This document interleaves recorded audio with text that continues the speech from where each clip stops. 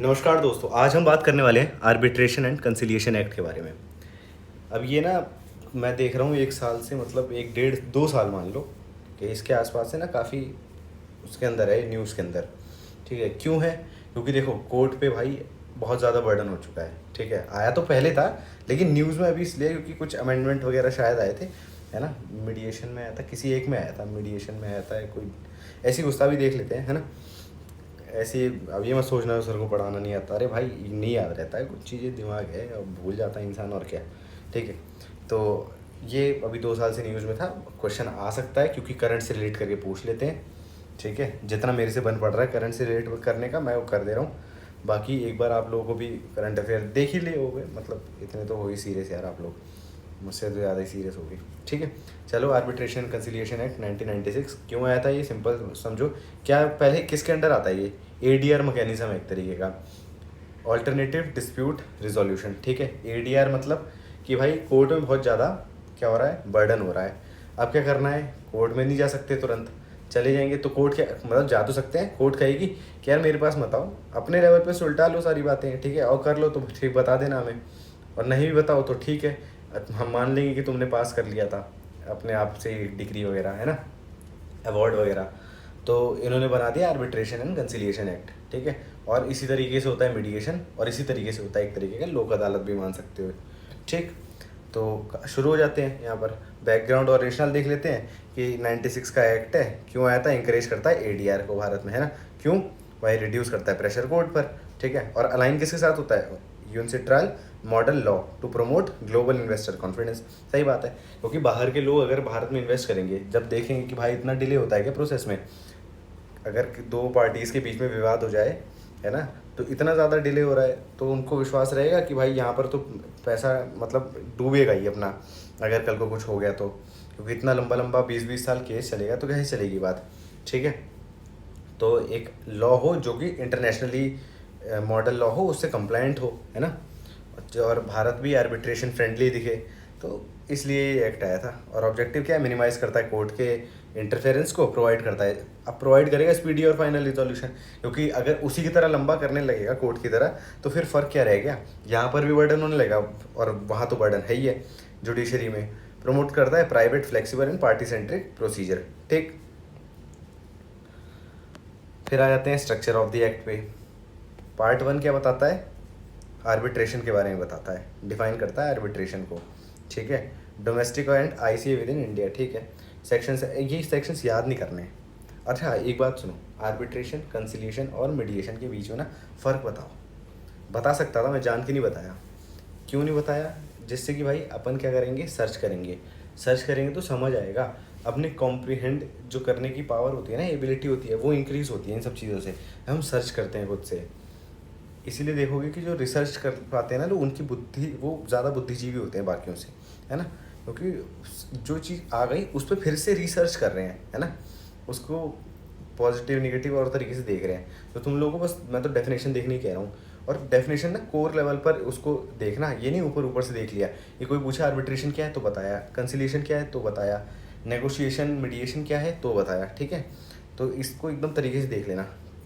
फिर बता सकता था, जान के नहीं बताया है, जिससे तुम लोगों का फ़ायदा हो।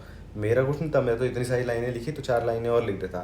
ठीक है, लेकिन इसीलिए नहीं कर रहा क्योंकि जब मैं भी पढ़ने बैठता हूँ ना, अगर सब चीज़ आपको हाथ में मिल जाए तो आपका दिमाग ना कम वर्क करता है, उसको वो मतलब एक तरीके से रिलैक्सिंग मोड में आ जाता है ना। तो उसको रिलैक्स नहीं होने देना है, उस पर थोड़ा हल्का हल्का हल्का हल्का कभी कभी प्रेशर डालते हैं। जितना जो ज़रूरी है, जो कहीं और नहीं मिलेगा वो मैं दे रहा हूँ, है ना, लेकिन जो आपको करना चाहिए, जो आपका बनता है करना, वो आपको करना पड़ेगा, जो मैं बता रहा हूँ वही है आपका करना। तो ये सेक्शन सारे याद नहीं करने हैं, लेकिन हाँ देख लेने हैं, मतलब ओवरव्यू रखना है कि क्या चीज़ है क्या चीज़ नहीं है। सेक्शन 8 और 11 में क्या दे रखा है, कोर्ट रेफर करता है पार्टीज़ को किस लिए, आर्बिट्रेशन के लिए, और अपॉइंट करता है आर्बिट्रेटर। ठीक है, एक छोटा डिफरेंस बता देता हूँ आर्बिट्रेशन और मीडिएशन के बीच का। जो मीडिएशन होता है ना, और देखो पहले मीडिएशन देख लेते हैं कि कोर्ट ने रेफ़र किया मामला मीडिएशन में। ठीक है, कि भाई तुम लोग यहाँ तो आए हो लेकिन उससे पहले सुलटा लो, कोर्ट केस बाद में देखेंगे, फर्स्ट लेवल पे तुम लोग सुलटा लो। ठीक है, तो वहाँ पर एक एडवोकेट साहब बैठे रहेंगे और दोनों पार्टीज बैठी रहेंगी। एडवोकेट साहब को किसने चूज़ किया है बताओ? कोर्ट ने चूज़ किया है यार, कोर्ट रेफर कर रही है, ठीक है, कोर्ट ने चूज़ किया है। तो वहाँ पर क्या होगा कि ठीक है, दोनों पार्टियाँ बैठी और ट्राई किया कि भाई किसी एक सॉल्यूशन में पहुँच जाते हैं तो ठीक है, नहीं तो कोई बात नहीं, वापस कोर्ट में रेफ़र कर देंगे। अब होता है आर्बिट्रेशन। आर्बिट्रेशन में क्या होता है? आर्बिट्रेशन अवार्ड पास करता है, ठीक है। उसमें क्या होता है, अवार्ड वाला नहीं कि भाई MS धोनी को मिल गया ये वो। अवार्ड होता है कि आर्बिट्रेशन में फॉर एग्जांपल आप हो और एक मेरी कंपनी है, ठीक है, हम दोनों में विवाद हो गया, लेकिन हम दोनों ने एग्रीमेंट में पहले से लिखा था, आर्बिट्रेशन का एक क्लॉज डाल दिया था, ठीक है। अब आर्बिट्रेशन का क्लॉज डाल दिया था तो उससे क्या हुआ हमारे पास, हम जब क्या करेंगे, हम दोनों एक दूसरे के साथ मिलेंगे, हम दोनों के बीच में विवाद है, लेकिन हमने पहले से डिसाइड कर रखा था कि अगर कोई विवाद होगा तो ये जो आर्बिट्रेटर है, हम दोनों खुद ही डिसाइड कर लेंगे कि ये आर्बिट्रेटर है और हम इनसे ही अपना पूरा केस मतलब एक तरीके से सुनवाएंगे, ठीक है, समझ गए। वहाँ पर मीडिएशन में कोर्ट पहुँचा रहा था हमें, और यहाँ पर आर्बिट्रेटर के पास हमने अपने आप से चूज़ कर रखा था आर्बिट्रेटर, और आर्बिट्रेटर बायस नहीं होते, और कई बार होता है कि ट्रिब्यूनल जो होते हैं वो भी प्रोवाइड कर देते हैं आर्बिट्रेटर्स को, ठीक है। ऐसे ये सारे सेक्शन से देख लेना। पार्ट 2 में फॉरेन अवार्ड्स के बारे में दे रखा है, ठीक है, कि रिकॉग्निशन और enforcement under New York and Geneva convention, ये तो देख ही लोगे। फिर पार्ट 3 में कंसिलिएशन दे रखा है। ये एक वॉलंटरी कॉन्फिडेंशियल और नॉन एडवर्सरियल प्रोसेस है, रिजल्ट करता है agreement has the status of contract. Conciliation का मतलब समझ आया? नहीं आया? सर्च करने को बोला था ना, कहाँ से आएगा, पढ़ाया नहीं तो।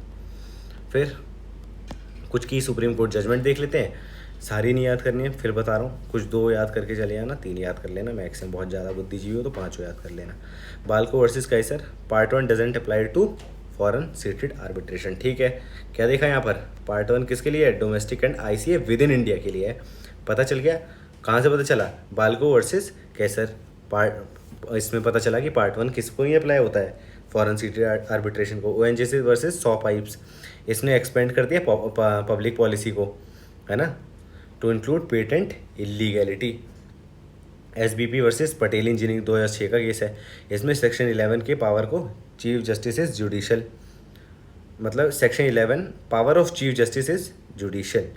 लाल महल, अब गाय इसमें यार कुछ खास है नहीं जो बताऊं मैं, अब इशू देख लेते हैं। हाँ, इशू चीज़ें और सॉल्यूशन देख लेंगे, फिर आ जाएंगे मीडिएशन एक्ट पे, ठीक।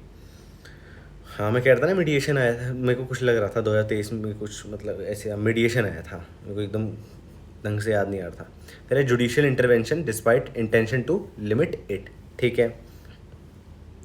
हाई कॉस्ट रहती है, डिले करता है, मिमिक करता है कोर्ट के प्रोसीजर को, ठीक है। आर्बिट्रेटर का बायस होता ही है, मैंने पहले ही बताया उसमें कि भाई हर इंसान का अपना एक बायस होता है। कई बार हो जाता है आर्बिट्रेटर चूज़ करने में, कोई आर्बिट्रेटर किसी एक इंसान के पास, एक इंसान की ओर बायस हो गया, ठीक है। और रिपीटेड अपॉइंटमेंट्स होती हैं उसी आर्बिट्रेटर की। फॉर एग्जांपल हम दोनों ने कर दिया, एक आर्बिट्रेटर को चूज़ किया, लेकिन फिर बाद में हमें जब क्या हुआ कि जब कोर्ट के पास गए तो उसने भी हो सकता है उसी आर्बिट्रेटर को कहे कि भाई वही ठीक था, है ना। लैक ऑफ इंस्टीट्यूशनल आर्बिट्रेशन है, अवेयरनेस है। सॉल्यूशन देख लेते हैं, क्या करेंगे? इंस्टीट्यूशनल आर्बिट्रेशन, जब लैक है इंस्टीट्यूशनल आर्बिट्रेशन का, उसको सही कर देंगे तो क्या करेंगे? प्रमोट कर देंगे। NDIEAC है, इसकी फुल फॉर्म बताना क्या है? इन्फोर्स करो स्ट्रिक्ट टाइमलाइंस पोस्ट 2015। क्यों 2015? बताना क्यों 2015। यहाँ पर देखकर कुछ लगे समझ आए तो बताना क्यों 2015, ठीक है। Arbitrator accreditation via arbitration council of India, ठीक है। क्लियर पब्लिक पॉलिसी डॉक्ट्रिन रखो, अवेयरनेस फैलाओ, ट्रेनिंग दे दो, बस यही सब है यार। कुछ चीज़ें ना यार, प्यास लग रही है, रुकना पानी लेकर आया 1 सेकंड।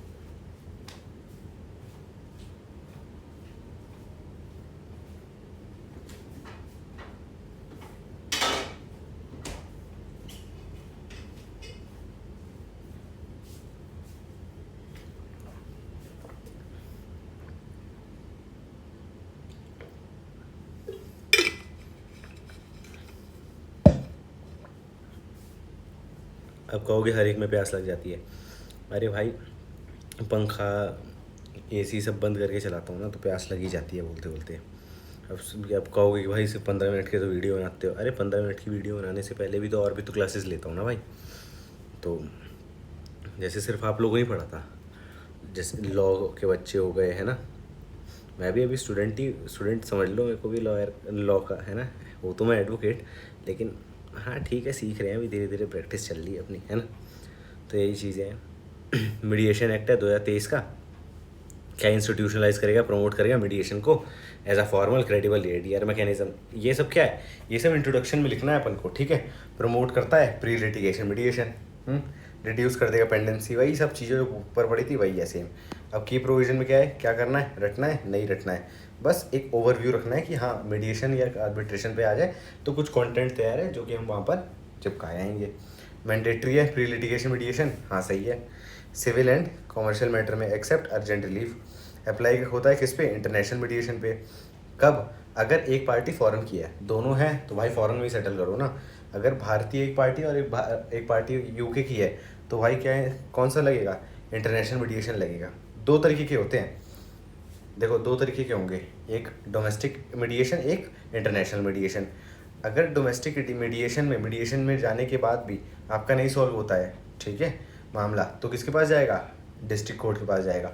और इंटरनेशनल मीडिएशन में भी जाकर अगर नहीं सॉल्व होता है तो हाई कोर्ट के पास जाएगा, समझ गए। एक्सक्लूड करता है क्रिमिनल, टैक्स, माइनर और मतलब डाइटीज एटसेट्रा, ये सारी चीज़ें।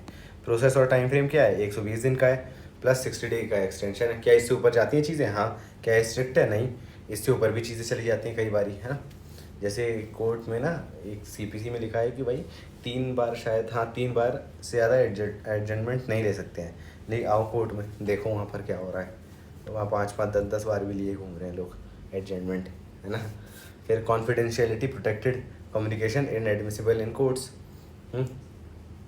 मतलब यहाँ पर क्या होता है, जब बातचीत हो रही होती है तो उसमें कॉन्फिडेंशियलिटी जो होती है ना उसे प्रोटेक्ट किया जाता है। और जो उसके बीच में फॉर एग्जांपल एक मीडिएटर बैठा हुआ है और 2 पार्टियाँ बैठी हुई हैं, तो इनके बीच में जो भी कम्युनिकेशन होगी ना, इसको एविडेंस बना के कोर्ट में नहीं पेश कर देंगे। समझो एक ने एक्सेप्ट कर लिया कि ठीक है पैसा दे दूंगा, मैंने लिया था, है ना, कि तूने नहीं दिया, ये वो सारी चीज़ें, तो ये तो एविडेंस बना के पेश कर दिया कोर्ट में। लेकिन ऐसा नहीं है ना, अगर ऐसा होने लगे तो फिर कोई जाएगा ही नहीं मीडिएशन में, ठीक। Settlement agreement enforceable as court decrees, जैसे कोर्ट डिक्री पास करता है और कोर्ट की डिक्री की वैल्यू होती है, वैसे ही मीडिएशन के में जो डिक्री पास होती है उसकी वैल्यू होती है। फिर है इंस्टीट्यूशनल मैकेनिज्म है, क्या, मीडिएशन काउंसिल ऑफ इंडिया बना दो, मीडिएशन सर्विस प्रोवाइडर बना दो। मीडिएशन काउंसिल ऑफ इंडिया क्या करेगा, रेगुलेट करेगा, ठीक है, रजिस्ट्रेशन करेगा, एक्रेडिशन करेगा। फिर मीडिएशन सर्विस प्रोवाइडर क्या करेंगे, लीगल सर्विसेज अथॉरिटी देंगे, कोर्ट एंड सेंटर होंगे, ठीक है, एटसेट्रा, ये सारी चीज़ें होंगी।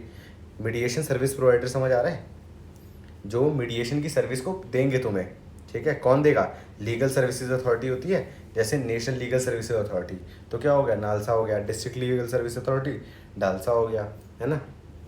और कोर्ट बताएगा सेंटर, कोर्ट में होंगे सेंटर, कभी आओगे कोर्ट में एक चक्कर लगा के देखना, तो कोर्ट में ही मीडिएशन सेंटर बने रहते हैं, हाई कोर्ट में बने रहेंगे या फिर डिस्ट्रिक्ट कोर्ट में बने रहेंगे, हर जगह रहते हैं, हर डिस्ट्रिक्ट कोर्ट में भी रहता है, हाई कोर्ट में भी रहता है, सुप्रीम कोर्ट में भी रहता है। सुप्रीम कोर्ट का याद नहीं आ रहा, ठीक है। रिकॉग्नाइज करता है ऑनलाइन एंड कम्युनिटी मीडिएशन।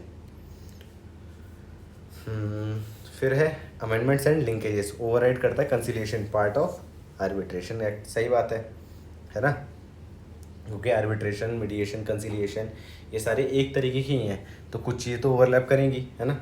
और अमेंड करता है CPC 1908 and Indian contract act to support mediation enforcement, इनको तो करना ही पड़ेगा ना। सीपीसी में क्या है ना कि जो सिविल से रिलेटेड चीज़ें हैं ना उन सब के बारे में दे रखा है, सिविल से रिलेटेड प्रॉपर्टी डिस्प्यूट होगा, पैसे के लेन देन होगा, ये सारी चीज़ें हो गई, ठीक है। फिर पैसे का लेन देन में अगर चेक बाउंस जो है, ठीक है, वो तो क्रिमिनल केस हो गया, है ना, काम भले हो सिविल है लेकिन होता क्रिमिनल केस है। वैसे आपने कॉन्ट्रैक्ट ब्रीच कर दिया, ये सारी चीज़ें कर दी तो इंडियन कॉन्ट्रैक्ट एक्ट हो गया। तो इन दोनों को भी अमेंड करता है, क्योंकि मीडिएशन इनमें जो है ना, इन दोनों एक्ट्स में मीडिएशन नहीं था, अब मीडिएशन आया है तो इन दोनों में अमेंडमेंट करना पड़ेगा, एक स्कोप देना पड़ेगा मीडिएशन का भी, है ना। फिर की चैलेंजेस देख लेते हैं कि इंटरिम रिलीफ पर क्लैरिटी नहीं है। इंटरिम रिलीफ होती है मतलब फॉर एग्जांपल आज गया मैं, ठीक है, कोर्ट में जज साहब से बात हुई, फिर अगली डेट पर ना मैं मांग करूँगा कि इंटरिम रिलीफ दे दो मुझे, मतलब अभी के लिए ये रिलीफ चाहिए मुझे, लॉन्ग टर्म का लिए नहीं मांग रहा, अभी के लिए दे दो बस मुझे, जब तक केस में डिसाइड नहीं हो रहा, ठीक है, जब तक फाइनल जजमेंट नहीं आ रहा तब तक के लिए रिलीफ है बस ये, ठीक है। वॉलंटरी इन्फोर्समेंट एम्बिग्यूटी है, वॉलंटरी इन्फोर्समेंट पे एम्बिग्यूटी है, ठीक है। अनक्लियर प्रोसेस है, वहाँ तो देख लिया था हमने आर्बिट्रेशन में, इंटरनेशनल आर्बिट्रेशन वगैरह, यहाँ पर क्रॉस बॉर्डर मीडिएशन समझ नहीं आ रहा है कैसे होगा। फिर है गवर्नमेंट डिपार्टमेंट ऑफन एक्सक्लूडेड और रिलेक्टेंट। सही बात है, जो गवर्नमेंट डिपार्टमेंट में आओगे ना, बोलोगे मीडिएशन कर लो, तो या तो वो एक्सक्लूड होते हैं ज़्यादातर, और नहीं तो वो लोग आते ही नहीं हैं, क्योंकि उनकी साइड से कौन आ रहा है ये सारी चीज़ें पता ही नहीं रहती हैं। फिर ये रहा सॉल्यूशन। सॉल्यूशन में क्या है, रेटिफाई कर दो क्या, सिंगापुर कन्वेंशन को, इंटरनेशनल रिकॉग्निशन भी मिल जाएगा। एक क्लियर रूल मेकिंग रखो, किसके लिए, वही जो पुराने ऊपर गलतियाँ देखी थी, चैलेंजेस उसको सही कर देंगे। इंटरव्यू रिलीफ पावर बना दो, कॉन्फ्लिक्ट ऑफ इंटरेस्ट को सही कर दो, उस पर रूल बना दो, मैंडेटरी कर दो रजिस्ट्रेशन, कैपेसिटी बिल्डिंग कर दो, डिजिटल कर दो, यही सब और क्या करते हैं भाई। ठीक। फिर है सिग्निफिकेंस किसका, मीडिएशन एक्ट का, एम्पावर करता है सिटीजन्स को, है ना, एम्पावर ही तो कर रहा है, ताकत दे रहा है ना कि एक और तरीका आ गया है आप लोगों के पास केस सॉल्व कराने का अपना, है ना, और वो भी सस्ते में और जल्दी हो जाता है। सबसे बड़ी बात ये है, जल्दी हो जाता है इसीलिए सस्ता है। लंबे खींचेगा तो वकील साहब जैसे मैं हूँ पैसा लूँगा भाई, है सबको दाल रोटी चलानी है यार, ठीक है। फिर कैरी करता है, carries forward Gandhian principle of conflict resolution, reduces judicial backlog in civil commercial cases. अब क्या करना है, प्रीवियस ईयर उठाना है, और क्या करना है, मॉक पेपर उठाना है, फिर क्या करना है, ये जितना भी कंटेंट है उसको उसके अंदर डालने की कोशिश करनी है। ठीक है, कर लोगे ना, कर लोगे यार, पूरा विश्वास है यार तुम लोगों पे, आराम से करोगे, झंडे गाड़ के आओगे। ठीक है, कोई दिक्कत परेशानी वगैरह तो कमेंट में लो, जो भी कुछ भी दिक्कत लगे कि भाई ढंग से नहीं पढ़ा रहे हो, या ये चीज़ को एक्सप्लेन करो, जो भी चीज़ें लगे बोल सकते हो, कोई दिक्कत की बात नहीं है, कोई तुम लोग कुछ नहीं कह रहा है। ठीक है, देख रहे हो तुम लोगों से ही हम लोग हैं, है ना, तुम लोग नहीं देखोगे तो फिर हम लोग कहाँ से रहेंगे। बहुत शुक्रिया सपोर्ट करने के लिए। ठीक है, चलो बाय।